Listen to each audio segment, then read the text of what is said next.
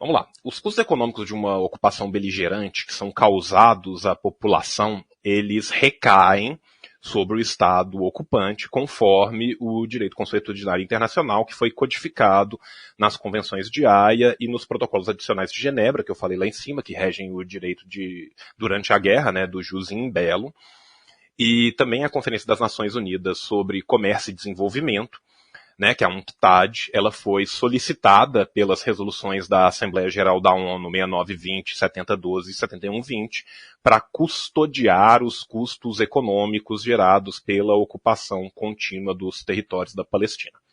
Tá? Então, assim, Israel ele é responsável legalmente não apenas pelo dano causado, mas também pelo enriquecimento ilícito que é angariado às custas da exploração e da expropriação do povo palestino. Não somente isso, como a legislação atinente fala claramente que um Estado ocupante tem como um dos seus deveres aprofundar e melhorar as condições econômicas e sociais da população civil sobre o seu controle. Qualquer estudo simples dos dados, qualquer dado que você escolher dados sobre saúde, dados sobre educação, dados sobre economia, vai mostrar que não houve aprofundamento e melhoramento de nenhum tipo de condição econômico-social, muito antes, pelo contrário.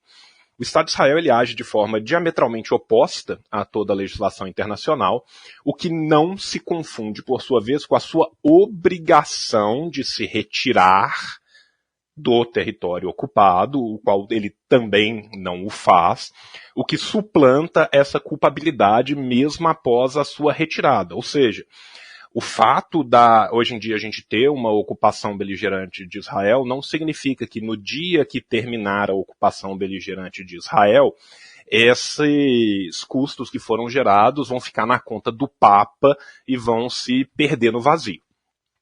Dentre os inúmeros atos criminosos que são praticados sistematicamente pelo governo do Estado de Israel, né, sempre pontuando que aqui a gente está falando do regime sionista do governo de Israel, a gente não está falando do povo israelense.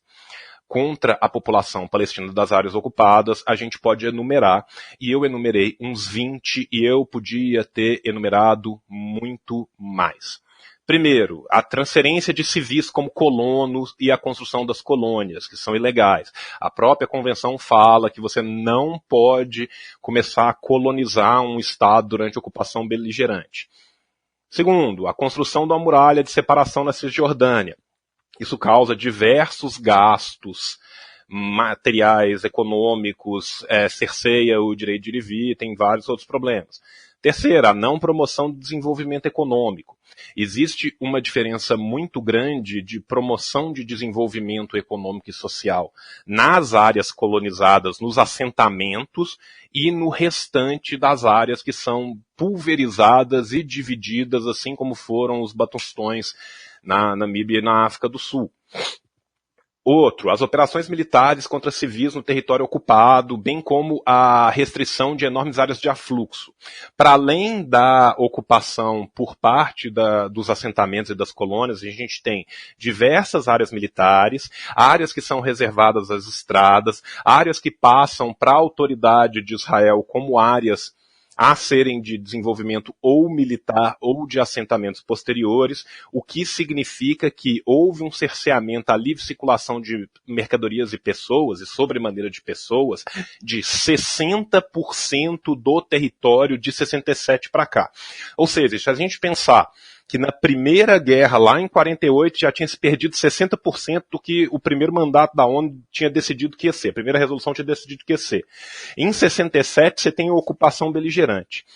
Desses que sobraram para ser ocupados, outros 60% não são acessíveis à população que lá vive. Literalmente, o cidadão palestino que lá está e que vive sobre lei marcial, ao contrário do cidadão judeu que vive sobre a lei civil de Israel em outro estado, ele sequer pode entrar, ele sequer pode caminhar, ele sequer pode transitar por 60% do que sobrou da sua terra. né? Então, assim, para além disso, você tem uma restrição gigantesca das áreas cultiváveis, bem como a derrubada de diversas áreas cultiváveis nos confrontos que acontecem comumente entre os colonos dos assentamentos de Israel e a população local. Detalhe que os colonos são julgados em relação a esses confrontos pela lei civil de Israel e normalmente tem um julgamento muito favorável, enquanto o palestino que lá reside é julgado pela lei marcial, é julgado por uma corte militar, né? Você tem a limitação das áreas pesqueiras, que é uma limitação tão absurda e tão curta que já houve caso de pescador palestino que foi abatido próximo à costa porque ele passou da área para tentar pescar. E ele foi literalmente morto por tentar pescar. Você tem a não permissão do desenvolvimento industrial autônomo, que acontece em várias áreas, mas uma das áreas mais importantes que a gente tem que falar é a questão de telecomunicações. Toda a telecomunicação é controlada pelo Estado de Israel e toda tentativa de uso das bandas de frequências dessa telecomunicação, ela é um crime de guerra, vai ser punido por uma corte marcial.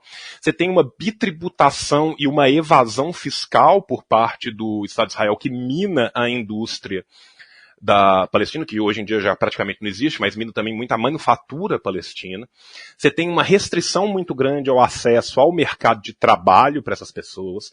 Você tem uma restrição de acesso à escolaridade. Você tem expulsão arbitrária e confisco de terra. Você tem deslocamentos internos, para além dos 700 mil que foram lá da guerra, que hoje em dia já são quase 4 milhões com seus descendentes que não podem voltar. Você ainda tem deslocamentos internos nessa região de quase 500 mil pessoas. Você tem a destruição de várias moradias que cria um problema de habitação muito severo, com campos de refugiado, com gente sendo deslocada 3, 4 vezes. Você tem uma restrição gigantesca à indústria de turismo, porque ninguém vai fazer turismo num lugar sobre essas condições. Para além disso, você ainda tem a expropriação do solo. A região ela é rica em alguns metais, então você tem concessões de mineração que normalmente são feitas a empresas israelenses, as quais não poderiam, numa ocupação beligerante, retirar recursos palestinos. E para além disso, elas ainda obrigam a população local a buscar o subemprego. Você tem o roubo dos recursos da plataforma oceânica, né, todos os campos de gás natural que foram descobertos na região, que estariam na plataforma oceânica do que seria o Estado palestino, também foram cooptados por Israel.